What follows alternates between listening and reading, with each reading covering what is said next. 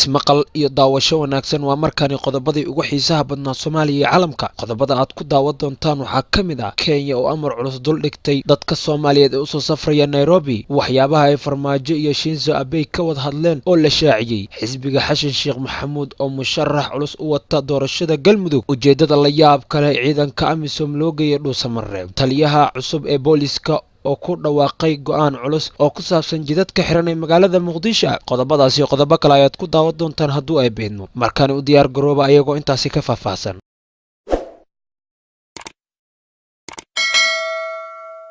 aynu ku bilaawne xisbiga midowga nabadda iyo horumarka UDP ee uu hogaamiyo madaxweynihii hore ee Soomaaliya mudane Xasan Sheekh Maxamuud ayaa wada qorshe ay musharax culus ugu sharaxi lahaayeen doorashada Galmudug ee la filayo in ay dhawaan ka dhacdo magaalada Dhuusamareeb ee xarunta gobolka Galgaduud. Musharaxa xisbiga UDP ayaa la sheegay inuu yahay wasiirka arrimaha gudaha Soomaaliya, haatan xildhibaan ka tirsan golaha shacabka Cabdiraxmaan Maxamed Xuseen Odawa ayaa la filayaa in maanta uu Muqdisho uga dhawaaqo inuu yahay musharax u taagan xilka madaxweynaha dowlad goboleedka Galmudug. Xildhibaanka ayaa haddii uu ku dhawaaqo musharaxnimadiisa noqonaya musharaxii ugu horreeyay ee isku soo taaga hoggaanka Galmudug, sidoo kale wuxuu ka mid noqon doonaa mid ka mid ah musharaxiinta ugu miisaanka culus ee doorashada maamulkaasi. Cabdiraxmaan Odawa ayaa waxaa si weyn loogu xasuustaa doorkii uu ku qaatay dhismihii maamulkii hore ee Galmudug ee lagu dhisay magaalada Cadaado intii uu ahaa wasiirka arrimaha gudaha ee dowladda federaalka Soomaaliya iyo dib u heshiisiinta Soomaaliya. Dowladda dhexe ayaa sidoo kale galaankal ku leh hanaanka doorashada iyo dib u heshiisiinta Galmudug, taas oo ka dhigan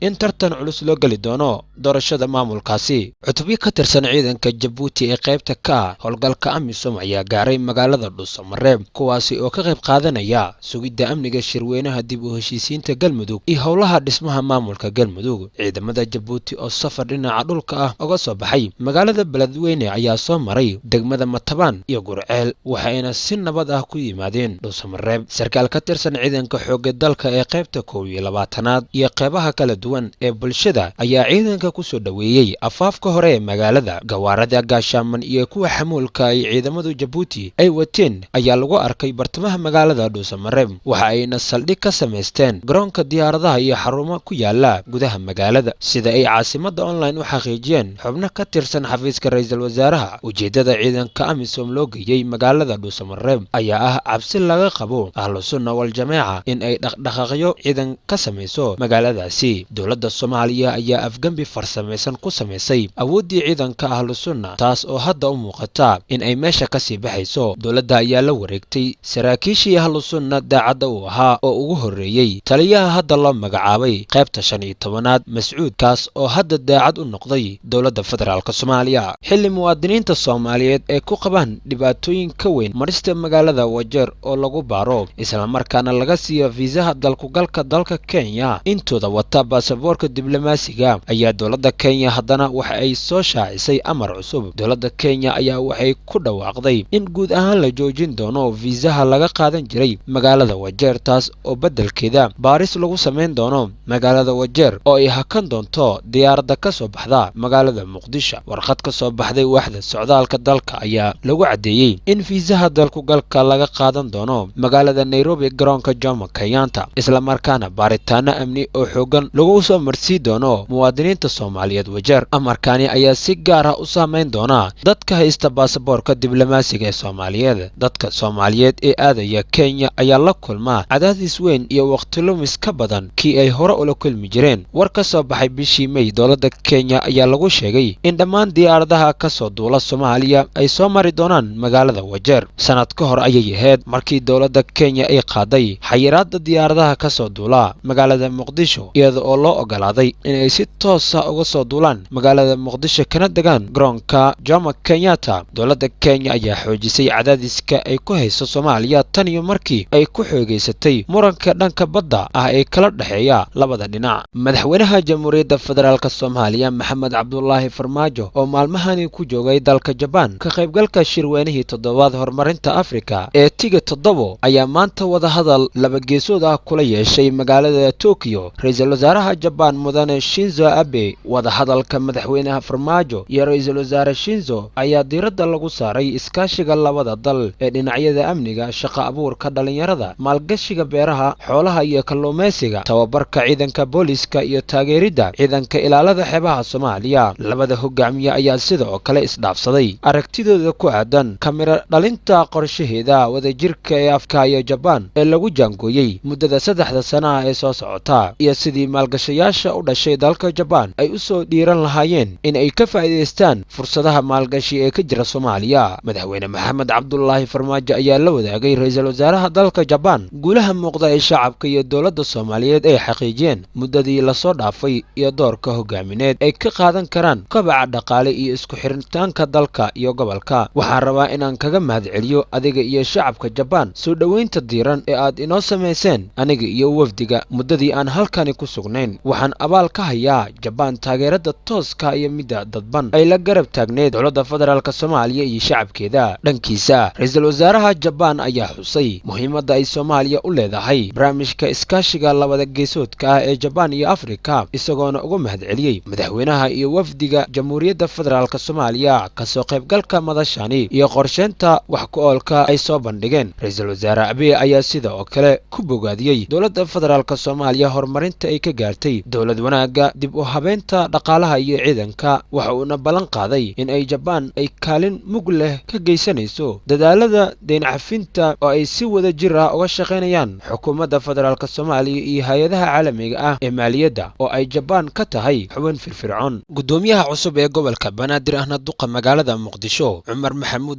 Cumar Filish ayaa taliska booliska Soomaaliyeed ka dalbaday in ay furaan wadooyinka xiran ee magaalada caasimadda Muqdisho. Wadooyinka gobolka Banaadir Cumar Filish oo qayb ka galay munaasabadda uu xilka kula wareegayay taliyaha cusub ee ciidanka booliska Soomaaliyeed ayaa waxa uu ka codsaday taliska ciidanka booliska inay furaan wadooyinka magaalada ee xiran. Cumar Filish ayaa sheegay in shacabka Muqdisho ay dhib badani ku qabaan wadooyinka xiran, isagoo taliska ka dalbaday in ay si degdeg ah u furaan. Gudoomiyaha cusub ee gobolka Banaadir ahna duqa magaalada Muqdisho Cumar Maxamuud Cumar Filish ayaa sidoo kale wuxuu shacabka ka dalbaday in ay kala shaqeeyaan ciidanka ammaanka si looga hortago waxa uu ugu yeeray nabadiidka. Taliyaha cusub ee booliska Soomaaliyeed oo maanta xilka la wareegay Cabdi Xasan Xijaar oo munaasabadda hadal ka jeediyey ayaa sheegay in isaga iyo gudoomiyaha cusub ay qaadi doonaan dhagxaanta ku xiran wadooyinka magaalada Muqdisho. Waxaan u sheegay in maamulka gobolka Banaadir ay la kaashan doonaan furitaanka wadooyinka si loo xoojiyo wada shaqaynta ciidanka booliska iyo maamulka gobolka Banaadir. Waxa uu sidoo kale shacabka ka dalbaday in ay la shaqeeyaan ciidamada booliska Soomaaliyeed. Habeen ka hor ayay ahayd markii gudoomiyaha cusub uu xilka la wareegay, waxa uuna sheegay in uu si degdeg ah u furi doono wadooyinka xiran ee magaalada Muqdisho.